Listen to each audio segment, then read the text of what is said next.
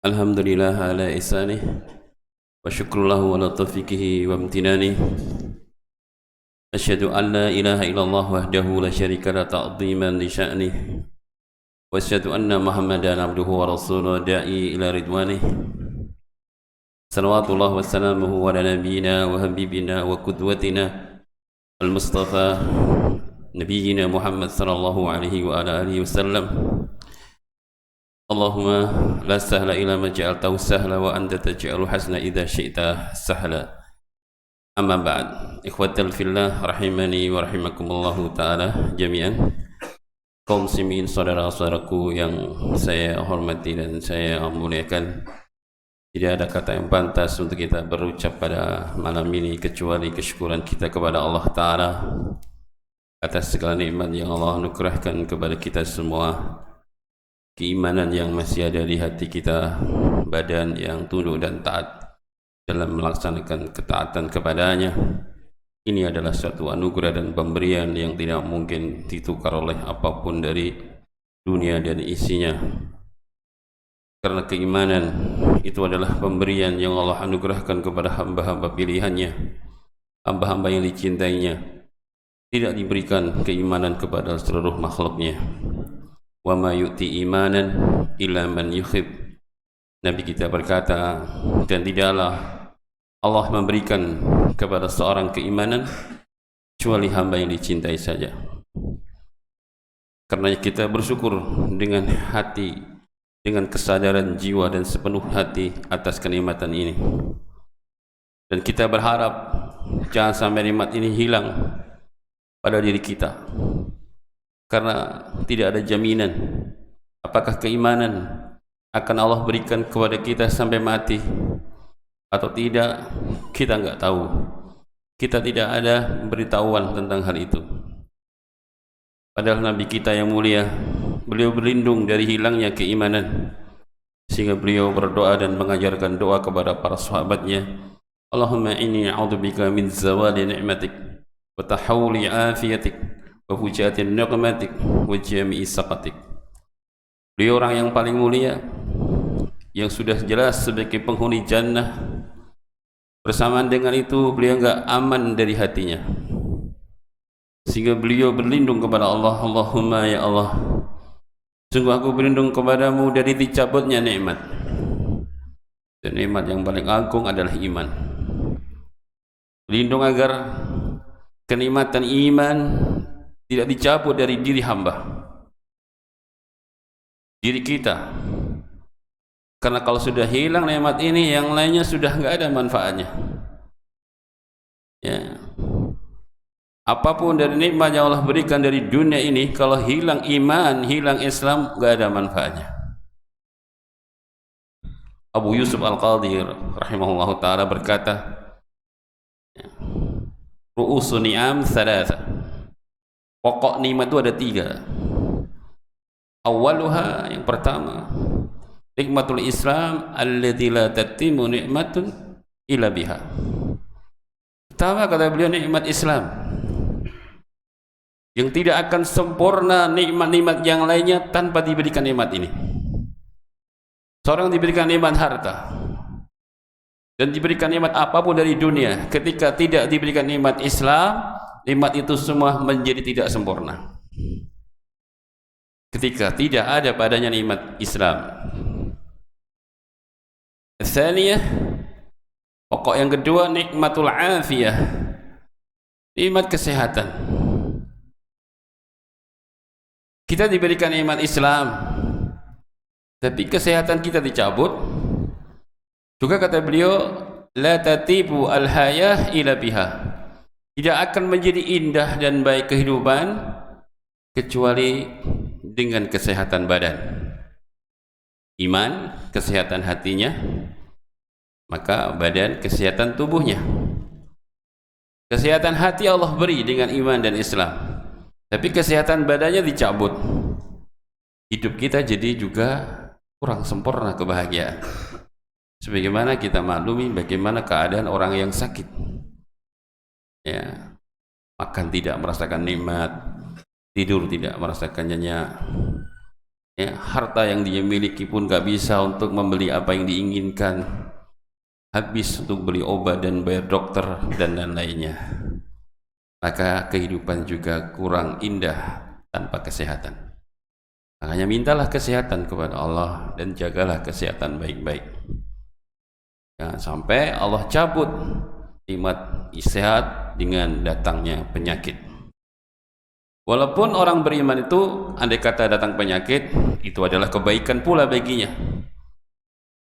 Tapi kebaikan itu berlaku bagi hamba-hamba yang sabar. Dan sabar dalam sakit itu tidak mudah. Kalau sakitnya sehari, 2 hari bisa saja sabar. Kalau sakitnya berminggu-minggu, berbulan-bulan, bahkan bertahun-tahun dia sakit dan menderita, untuk sabar itu hal yang tidak mudah. Ya. Walaupun kita sadar sakitnya orang beriman adalah kebaikan baginya. Ajaban li amril mu'min inna amrahu kullahu lahu khair wa laysa dzalika li ahadin illa lil mu'min. In asabathu sara'u syakara fakana khairan lah wa in asabathum dharra'u sabara fakana khairan lah. Hadis sahih riwayat Muslim dari Abu Yahya Suhaib ibn Sinan Ar-Rumi radhiyallahu anhu. Rasulullah mengatakan sungguh mengherankan perkara yang menimpa pada orang-orang yang beriman. Semua urusan yang ada pada mereka hanyalah kebaikan buah akhirnya. Dan hal itu tidak didapati kecuali orang-orang yang beriman saja. Ketika mereka mendapatkan hal yang menyenangkan hatinya dari kenikmatan-kenikmatannya yang Allah berikan kepadanya, mereka tidak lupa diri, mereka tidak kufur, bahkan mereka syakarah, bersyukur dengan nikmat tersebut. Fakana khairalah, maka syukur itu membuahkan kebaikan baginya. Dan apabila menimpa pada mereka dharra, hal yang tidak dia sukai, dari madarat, dari kekurangan harta dan jiwa, sakitnya badan, dan berbagai macam kesusahan hidup, dia pun tidak berkeluh kesah. Sabarah, kata Nabi, dia bersabar. Fakana khairalah, maka sabar itu pula membuahkan kebaikan baginya. Tapi ini bersabar itu bukan perkara yang mudah. Dan bersabar dalam sakit itu yang harus butuh benar-benar kesungguhan dan kesabaran yang luar biasa. Karenanya kenikmatan yang kedua kata beliau adalah nikmat al-afiyah. Al-thalithah, pokok yang ketiga adalah nikmatu al-ghina, nikmat kecukupan. Ya, yang allati la tatimmu, ya, nikmatun ila biha, allati la tatimmu al-aish ila biha, yang tidak akan yang menjadi sempurna pula kehidupan kecuali dengan kecukupan. 3 inilah pokok kenikmatan. Dicabut salah satunya mesti berkurang kebahagiaannya. Diberikan kenikmatan iman, diberikan kenikmatan kesehatan, namun dia selalu dalam keadaan kekurangan, sulit makan, bahkan memberikan makan keluarga saja, kadang makan, kadang tidak. Hidup penuh dengan kefakiran, dan itu juga tidak mudah untuk sabar di atas kefakiran. Ya, ini senada dengan hadis Nabi SAW. Beliau mengatakan di dalam hadisnya, man asbaka minkum aminan fi sirbihi wa mu'affatan fi jasadihi wa indahu qutu yaumihi faka'anama khizat lahu dunya. Barang siapa yang di waktu paginya dia mendapatkan ketenangan jiwanya dengan iman, yang di waktu pagi dia mendapatkan ketenangan hatinya dengan iman, wa mu'afatan fi jasadihi, dan mendapatkan kesehatan badannya, wa indahu qutu yaumi, dan dia punya makanan untuk hari ini, yang penting hari ini dia bisa makan dengan keluarganya, faka'anama khizat lahu dunya, maka dia seolah-olah memiliki dunia semuanya. 3 saja. Punya iman yang menentangkan jiwa dan keamanan jiwa, punya badan yang sehat, kemudian dia bisa makan. Sudah, itulah kata Nabi, itu seolah-olah memiliki dunia semuanya. Dikurangi salah satu, mesti berkurang kebahagiaannya. Terserah mau kurang yang mana. Kurang iman, naudzubillah, dicabut keimanannya, hewan berjalan, ya kan, gak ada iman. Balhum adal, akan lebih hina daripada hewan, ya kan. Imannya punya, kesehatan dicabut, sudah kita jelaskan tadi. Hidup penuh dengan penderitaan penyakit itu tidak mudah. Nabi Ayub alaihissalam ketika diuji dengan sakit yang panjang, istrinya saja sampai nggak sabar meninggalkan Nabi Ayub, ya kan? Ya, itu istri Nabi. Nanti kalau yang sakit kita seminggu istri masih sabar, sebulan masih sabar, 3 bulan, Mas kalau gitu terus saya makan apa? Udah ceraikan saja saya, Mas. Saya dulu nggak kuat menderita seperti ini terus. 3 bulan mindri khuluk, ya. Apalagi sakit 1 tahun. Sabar tidak istri kita? Berat. Iya. Waktu kita COVID kemarin. Ya. Kau ini kuat tidak, Mas? Kau ini kuat tidak, Mas? Kuat, saya kuat. Kuat tidak? Kalau aku tak kuat ke bawa ke rumah sakit, kamu nggak ada perubahan, dikasih obat sama tidak? Ya itulah COVID. Karena COVID itu dikasih obat kayak nggak ngefek, ya? Yang pernah kemarin siapa? Saya 1 bulan tepar, bisa apa-apa saya. Obat itu kayak nggak ngefek. Ya. Itulah perubahannya pelan-pelan. Saya kira bisa hidup tidak ini, ya. Saya kira nggak bisa hidup lagi ketika waktu itu, ya. Tapi alhamdulillah ya, masih diberikan kehidupan, ya. Tapi bagaimana sikap istri ketika suaminya sakit itu begitu, ya. Itu sudah cadaran, sudah ngaji, apalagi orang-orang awam menghadapi suami yang sakit, nggak bisa cari nafkah. Gimana kesabaran dibutuhkan ketika itu, ya? Berat, maka minta kesehatan. Nabi saja minta kesehatan, kan? Dan jaga baik-baik kesehatan yang Allah berikan kepada kita, jangan dirusak dengan hal yang merusak kesehatan kita. Makan barang yang haram, memasukkan ke tubuh barang yang bahaya, tidak menjaga stamina badannya, ya, dan yang lain-lainnya. Mungkin antum lebih tahu bagaimana cara menjaga kesehatan. Ya, bapak-bapak yang sepuh-sepuh, jaga baik-baik, ya. Sebab kalau sakit kita nggak bisa beribadah dengan maksimal, kita nggak bisa datang di majelis ilmu yang pahalanya sangat besar, kita nggak bisa sholat jamaah, kita nggak bisa baca Al-Quran dan yang lain-lainnya. Akan terhalangi banyak kebaikan ketika kita sakit, ya. Nah, kita kembali ke kitab, mukadimahnya setengah jam.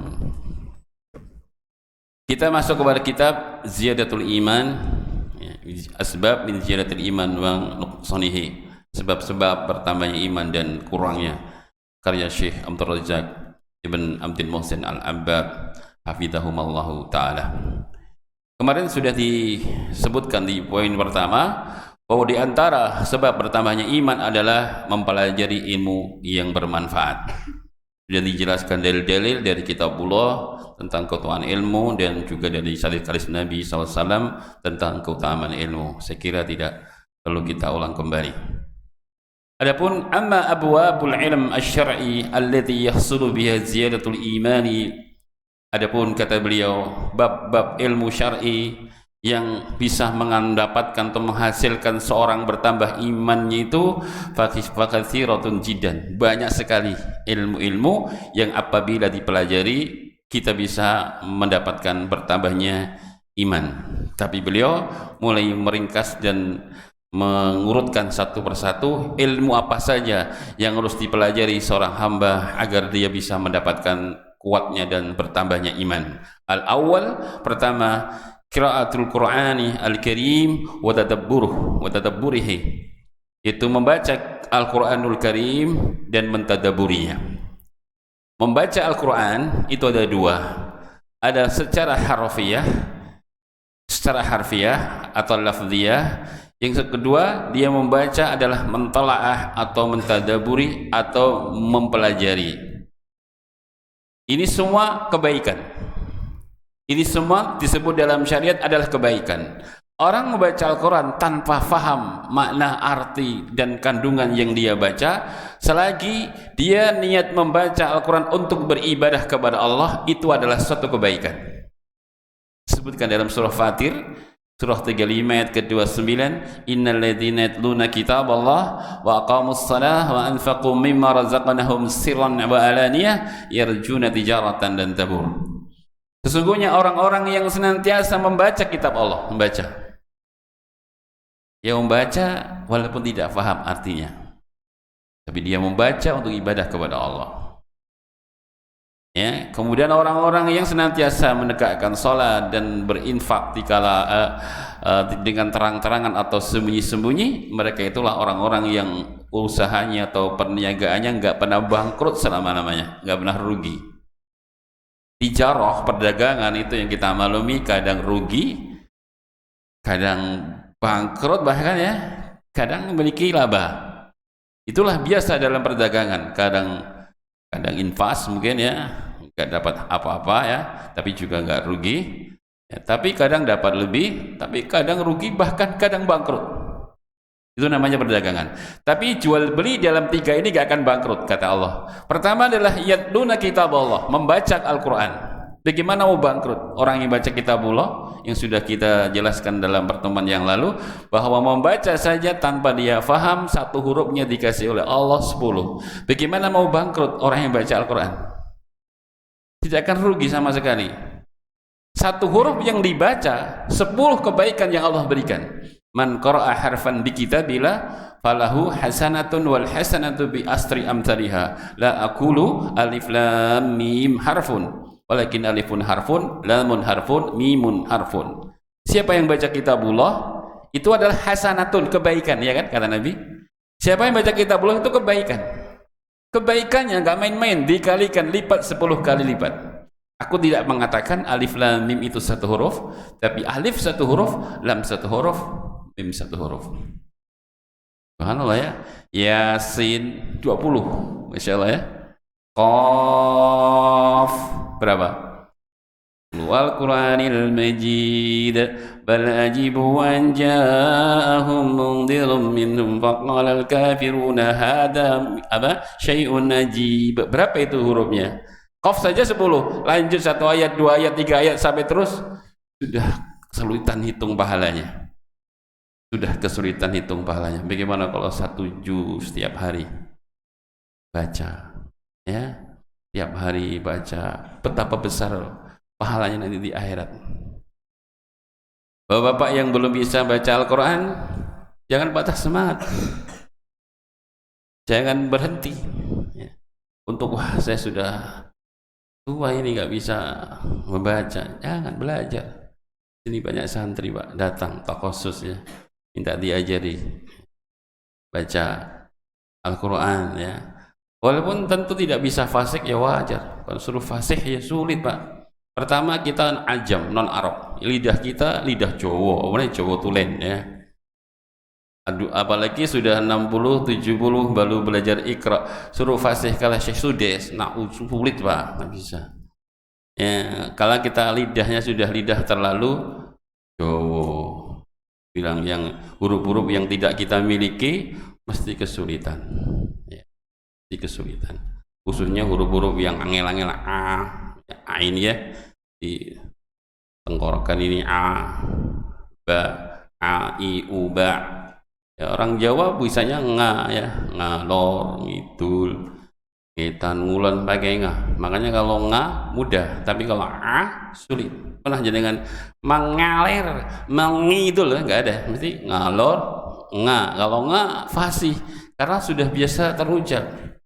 Makanya kalau baca Al-Fatihah, Alhamdulillahi Rabbil Alamin, ini kan ngalamin, pas dengan lisannya orang Jawa ya.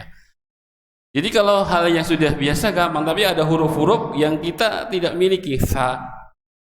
Cara mengucapkan lidah diapit, gigi seri atas sama bawah. Fi thubath tasawwali sasna minal muslimati sanisa. Ini kita nggak punya kan? Kita punyanya saya, sapi, sampeyan, sinten.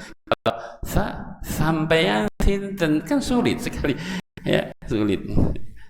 Nah, maka belajar Pak ya, karena lahu baginya 2 pahala. Wa huwa alaihi syakun, kata Nabi, siapa yang membaca Al-Quran terbata-bata, wa huwa alaihi syakun, dia sulit untuk mengeluarkan huruf dari makhrajnya, lahu ajroni, baginya dikasih oleh Allah 2 pahala ya. Jadi tetap dapat pahala. Maka jangan kemudian tidak belajar.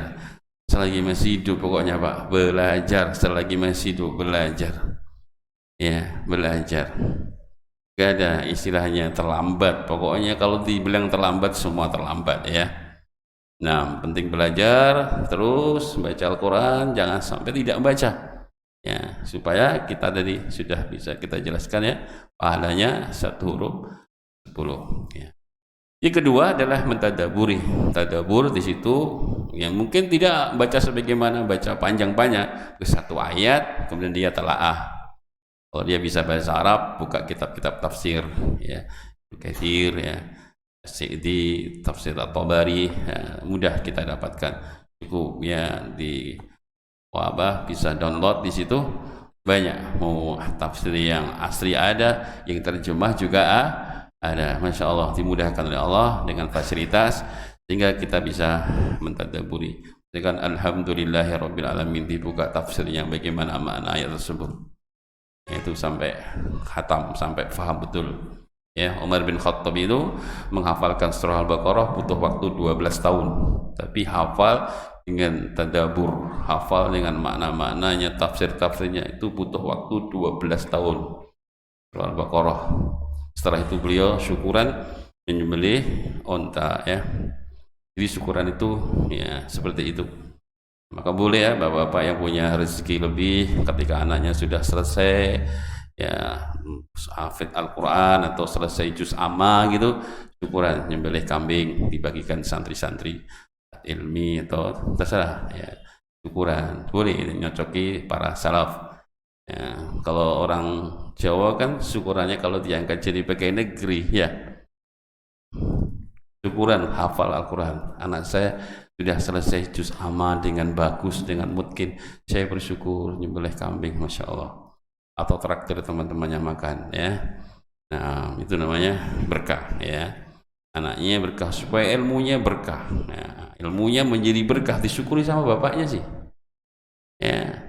Jadi mungkin anak itu jadi tidak bisa lupa, kuat hafalannya, mungkin juga bisa mengamalkan isi dan kandungannya, syukur-syukur besok bisa dakwahkan karena disyukuri sama orang tuanya, hafalannya sama orang tuanya disyukuri dengan disembelihkan kambing untuk agar semakin berkah hafalan anak-anaknya, ilmu anak-anaknya. Itu Masya Allah, jarang orang bersyukuran karena itu kan ya, kita sudah tahu para salaf mengamalkannya, maka kita kalau punya rezeki ya silahkan mengamalkan syukuran ya, untuk diri kita sendiri juga boleh, atau untuk anak kita dan keluarga kita ketika Allah berikan karunia berupa hafal Al-Quran atau yang lain-lainnya dari kebaikan-kebaikan akhiratnya. Nah iya, kemudian kata beliau, fa inna hadza min a'zami abwabil ilmi al-mu'diyati ila ziyadatil imani wa thabatihi wa quwwatihi. Maka sesungguhnya ini merupakan sebab ilmu, sebab yang paling besar, ilmu yang bisa mengantarkan kepada bertambahnya iman dan kokohnya iman serta kekuatan iman, itu membaca Al-Quran dan mempelajarinya. Faqad anzalallahu kitabahu al-mubin ala ibadihi hudan wa rahmatan wa dhiya'an wa nuran wa busra wa dzikra lidzakirin. Beliau berkata, maka sungguh Allah telah menurunkan kitabnya al-mubin yang jelas ini kepada hambanya Nabi kita yang mulia, hudan sebagai hidayah, hudan bentuk jamak daripada hidayah, sebagai jalan hidup, sebagai pedoman hidup, norma kehidupan, yang siapa yang menjadikan Al-Quran sebagai hudan pasti selamat di dunia dan pasti selamat di akhirat. Fa imma ya'tiyannakum minni hudan faman ittaba'a hudaya fala yadhillu wa la yashqa. Sesungguhnya apabila datang kepadamu petunjukku, maka barang siapa yang berpegang teguh dengan petunjukku, dia tidak akan sesat di dunia, tidak akan celaka kelak di akhirat. Ini jaminan dari Allah Subhanahu wa taala. Maka Al-Quran berfungsi sebagai hudan, sebagai jalan hidup ya, wa rahmatan, sebagai rahmat. Rahmat bagi siapa?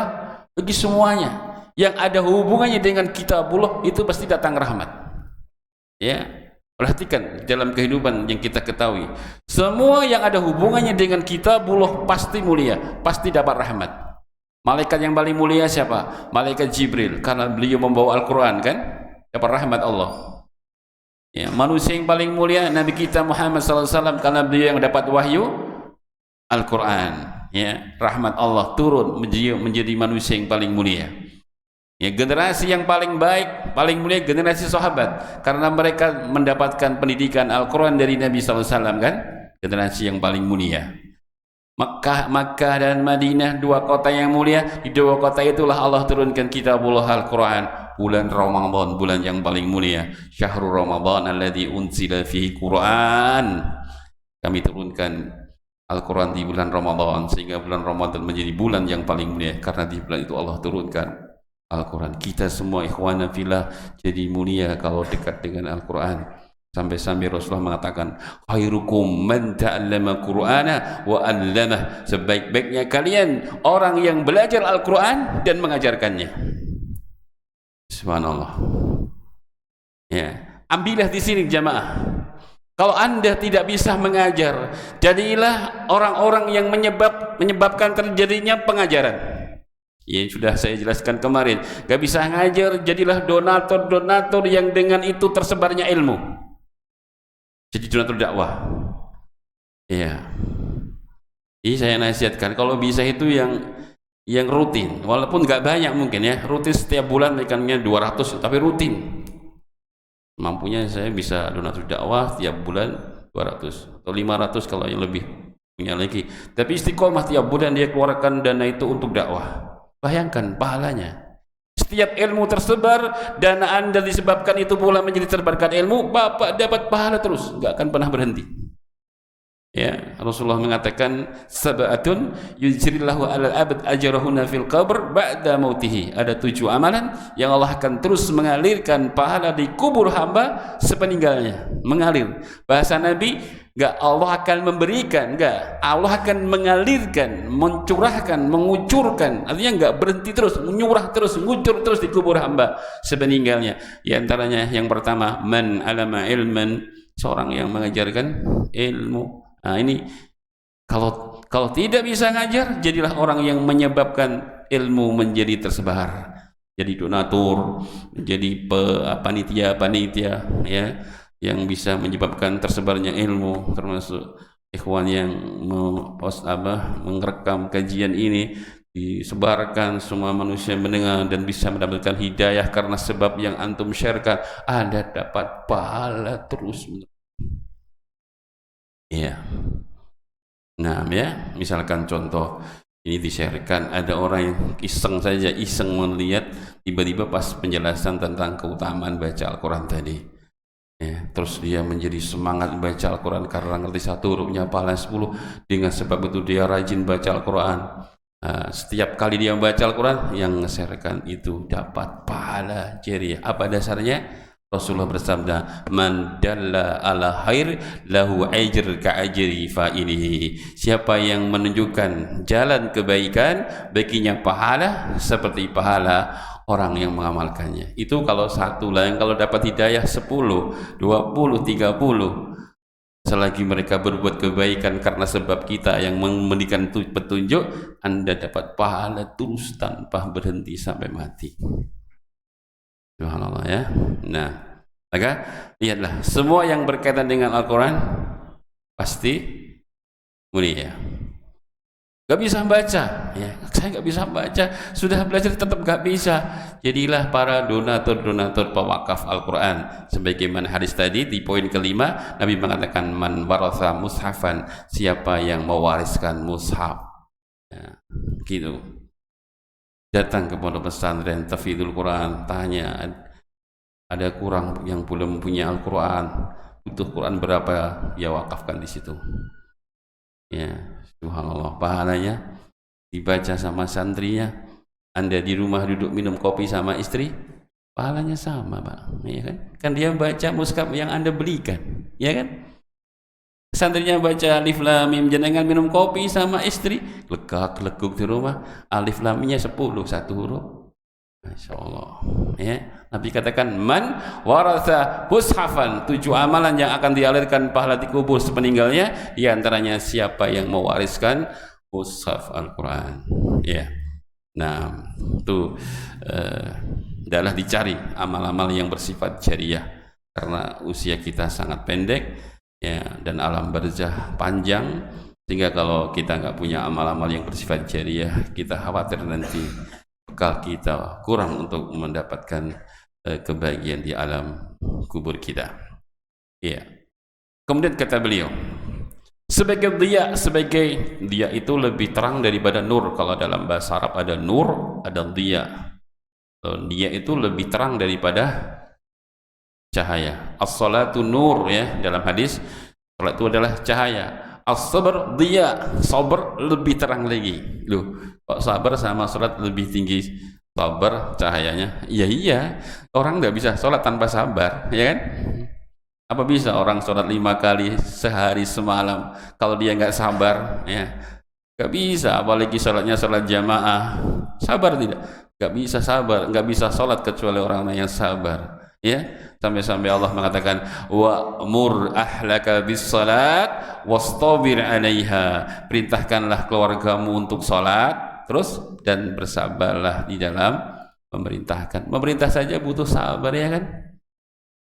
Keluarga kita, anak-anak kita subuh misalkan kita bangunkan, sabar. Kadang kita jadi terlambat jamaahnya karena membangunkan 5 anak 10 menit, ya, anak satu bangun. Saya itu sampai beli tembakan air, tembakan burung.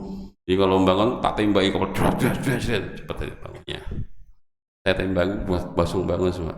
Kalau bawa tembak lagi bangun. Itu namanya sabar, bukan kejam. Kalau jenengan bangunkan anak subuh, ya, nak bangun nak, sudah subuh. Ya Allah nak, tangi wis tak tinggal di masjid. Iki ora sabar. Sabar itu dibangunkan jenengan mesake. Gak tegel loh. Jenengan berarti tidak sabar. Sabar juga. Nah bangun, ora tangi banter ke suara nih. Bangun. Bangun tembak, jrot gitu. Bangun ya. Kan mesake jenengan, itulah sabar. Jenengan sabar. Kalau dia diamkan, jenengan gak sabar. Jenengan gak tega kan? Anaknya bangun pagi, jenengan gak sabar berarti. Sabar dibangunkan sampai bangun. Jadi sabar itu bukan suaranya pelan-pelan. Bangun nak, ayo nak, sudah adzan loh. Nanti terlambat loh nak. Sudah abi tinggal, ya sudah tinggal. Plus dia nggak bangun. Itu orang tua yang tidak sabar karena tidak tega bangunkan anaknya bangun pagi. Ya, sabar dibangunkan sampai bangun 10 menit kadang. Makanya Allah tahu kan, wastabir 'alaiha, perintahkan keluargamu untuk salat. Terus di ujung ayat apa? Sabar kau, sebab itu butuh kesabaran. Allah faham membangunkan anak itu butuh kesabaran. Orang tua itu punya sifat iba kepada anaknya, apalagi masih kecil. Ya, ini saya bicara sudah di atas 7 tahun, ya. Ya, kalau di bawah ya silahkan, ya. Tapi kalau sudah di atas ya 10 gitu, silahkan dibangunkan, ya.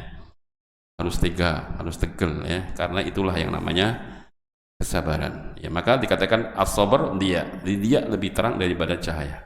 Dan nur dan sebagai nur, wa busra sebagai kabar gembira, wa dzikra sebagai peringatan lidzakirin teruntuk orang-orang yang mengambil pelajaran atau zikir, kata beliau. Kemudian beliau bawakan ayat-ayat yang berkaitan dengan ini. Allah Subhanahu wa taala berfirman di surah Al-An'am surah nomor 6 ayat 92, wa hadza kitabun anzalnahu mubarakun musaddiqul ladzi baina yadayhi. Ini adalah kitab Al-Qur'an yang kami turunkan mubarak, berberkah, ya, tadi sudah kita jelaskan, menjadi berberkah, ya, berberkah semuanya, sampai rumah kita jadi berkah gara-gara dibacakan padanya apa? Al-Quran, ya. Rasulullah mengatakan inna syaitan yahruju minal bait idza sami'a surat al-Baqarah tuqra'u fiha. Sesungguhnya setan akan lari dari rumah apabila dia mendengar surah Al-Baqarah dibaca di rumah tersebut. Jadi setan itu tidak akan betah tinggal di rumah kalau penghuninya membaca Al-Baqarah. Perhatikan bagaimana rahmatnya rumah ketika dibacakan Al-Quran, sehingga rumahnya ikut kena rahmat Allah Subhanahu wa ta'ala. Maka mubarak, musaddiqul alladzi baina yadayhi, menjadi pembenar atau penyempurna dari kitab-kitab sebelumnya, dari Taurat dan Injil dan yang lainnya. Allah juga berfirman di surah yang sama ayat ke-155, wa hadza kitabun anzalnahu mubarakun fattabi'uhu wattaqu la'allakum turhamun. Ini adalah kitabullah yang kami turunkan menjadi berkah, dan ikutilah dia Al-Quran, bertakwalah kepada Allah agar kalian mendapatkan rahmat. Jadi digandengkan antara mengikuti Al-Quran dengan ketakwaan, artinya tidak bisa pisah antara ketakwaan dengan kitabullah, ya, tidak bisa pisah antara ketakwaan dan kitabullah. Ini orang yang bertakwa, orang yang selalu mengikuti jalannya kitabullah. Maka lihat kata Talak bin Habib ketika mendefinisikan atau mentakrif tentang makna takwa, dia mengatakan takwa adalah antakmala bi taati minallah ala nuri minallah tarju sawaballah. Beliau mengatakan takwa itu adalah engkau mengamalkan amal ketaatan, ya, ala nuri minallah, lihat, di atas cahaya dari Allah. Maksud di cahaya di sini adalah di atas ilmu dari Allah yang disebutkan dalam kitabullah. Artinya amal ketakwaan adalah orang yang takwa mengamalkan amal ketakwaan, dia membangun amalnya di atas dalil dari kitabullah, ya, artinya dengan hujjah, dengan argumen, dengan dalil dia mengamalkan amal ketaatan. Yang kedua, tardu sawaballah, kau mengharap pahala Allah. Ini adalah keikhlasan. Jadi orang yang bertakwa adalah orang yang mengamalkan dengan dalil. Di dalam mengamalkan dalil tadi dia hanya mengharap wajah Allah, ikhlas. Berarti itulah amal ketakwaan, amal yang dibangun di atas keikhlasan dan al-ittiba. Ya, jadi kalau orang beramal ikhlas tapi tidak ittiba, itu bukan amal ketakwaan. Orang beramal ittiba tapi tidak ikhlas, itu bukan amal ketakwaan. Amal ketakwaan adalah ikhlas pelakunya, hanya mengharap wajah Allah, dan dalam melaksanakan amal itu dia ngikuti ilmu dan cahaya dari Allah, itu dalil dari kitabullah dan sunnah. Itulah namanya amal ketaatan. Amal ketaatan. Jadi bukan sekedar baik, tapi harus dibangun di atas hujjah, ilmu, cahaya dan dalil, dan di atas keikhlasan, ya. Allah mengatakan alladzi khalaqal mauta wal hayata liyabluwakum ayyukum ahsanu amala. Dialah Allah yang menjadikan kehidupan dan kematian untuk menguji siapakah di antara kalian yang ahsan. Allah enggak mengatakan aktsar, yang paling banyak, bukan, tapi yang ahsan, yang paling baik. Apa yang ahsan? Kata Fudail bin Iyad, akhlasuhu wa aswabuhu, yang paling ikhlas dan yang paling benar. Ikhlas hati kepada Allah yang dituju, benar menurut tuntunan Nabi sallallahu alaihi wa ala alihi wasallam. Itulah amal taatan, amal ketakwaan. Iya. Juga dalam hadis ayat yang lain Allah berfirman, wa ma umiru illa liya'budullaha mukhlishina lahu dinan hunafa. Tidaklah mereka diperintah, berarti yang namanya ibadah harus ada perintahnya, ada dalilnya. Kalau nggak ada dalil, itu bukan ibadah, ya. Jadi kaidahnya apa? Kalau kita menetapkan suatu amal ketaatan, amal ibadah, pertama harus butuh dalil yang memerintahkannya, ya. Kalau nggak ada dalil yang memerintahkannya, nggak usah diamalkan, itu bukan amal ketaatan, ya. Kemudian yang kedua, mukhlishina lahudin, harus ikhlas. Kan sudah cocok, ya, ikuti dalil dan ikhlas, ya. Jangan tanya, kalau ibadah jangan tanya nggak ada larangannya, itu argumen yang batil, ya. Argumen yang batil. Kalau masalah ibadah jangan tanya larangannya, tanyanya mana perintah. Lah kalau adat baru tanya mana larangannya. Karena al-asl fil adat al-ibahah hatta yasbutu dalil ala tahrimihi. Wal asl fil ibadah al-mana' hatta yasbutu dalil ala syar'ihi. Kaidahnya asal adat istiadat, adat itu selain ibadah, asalnya ibahah, boleh, halal, boleh, asalnya ini hukum asal. Hatta yasbutu dalil, sampai tetapnya dalil yang mengharamkannya. Berarti kalau tidak ada dalil yang mengharamkannya, adat itu hukumnya apa? Boleh, karena nggak ada yang mengharamkannya. Baru adat itu diharamkan ketika bertabrakan dengan syariat, ya, dengan syariat. Misalkan adatnya orang Jawa, kalau punya anak pertama hamil 7 bulan harus dimandikan 7 air sumur, 7 sumur, ya. Ya, bahasa Inggrisnya mitoni, bahasa Jawanya mitoni itu. Diambilkan 7 sumur. Bayangkan, kademen kan, wong hamil digubir itu sumur. Ya, ini kalau sampai ada, saya lupa Ikhwan atau berapa, karena nggak bisa nolak ibunya, bingung, akhirnya diberikan 7 merek, ada Aqua, ada Club, penting 7 sumur, 7 merek Aqua, ya. Digabung dari satu istrinya digerujuk sama itu ya. Sudah orang hamil, kademen sisan ya.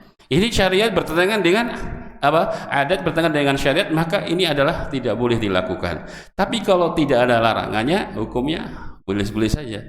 Tidak dilarang oleh Allah Subhanahu wa taala. Tapi asal ibadah adalah dilarang sampai adanya dalil yang memerintahkannya.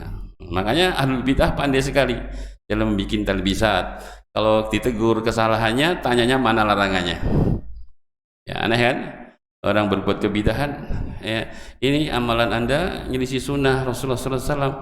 Dzikir itu diajarkan setelah sholat fardu itu 33, 33, kemudian la ilaha illallah syarikalah sampai akhir. Cara yang kedua 33, 34, takbirnya 34. Cara yang ketiga 10, 10, tasbih 10, hamdalah 10, Allah Akbar 10. Silakan dalam Sahih Bukhari. Boleh kalau bisa pakai 10. Cara yang keempat 25, subhanallah 25, alhamdulillah 25, Allahu Akbar 25, la ilaha illallah pas 100. Jangan nambah yang lain. Ini dzikirnya tasbihnya 1000 misalkan. Saya kalau cuma 33 bukan kelas saya bisa 100 atau 1000. Seperti ini, maka butuh dalil. Ketika ditanya, mana dalil larangannya? Adakah Allah melarang tidak boleh tasbih 1000 kali? Nabi juga mengatakan demikian. Mana hadisnya, mana ayatnya? Kalau ada larangannya, saya akan tinggalkan. Ini orang ini keblinger ini. Ini ibadah kok tanya larangannya? Tanya mana dalilnya? Jangan tanya larangannya. Ya, nggak ada larangannya kan? Ada nggak larangannya?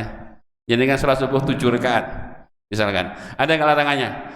Tidak boleh, Allah berfirman dilarang sholat subuh 7 rakaat. Ada dalil di situ?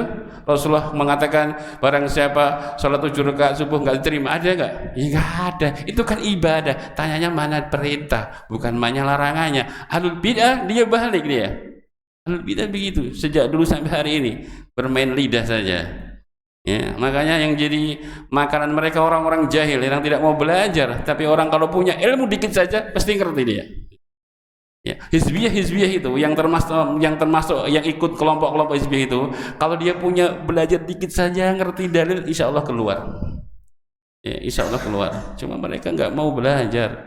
Ya, apalagi belajar kepada ahlus sunnah sudah ketakutan ya dengan kita, sehingga mereka ya terus di atas ya, hizbiyahnya sampai mati. Ya, ini karena apa?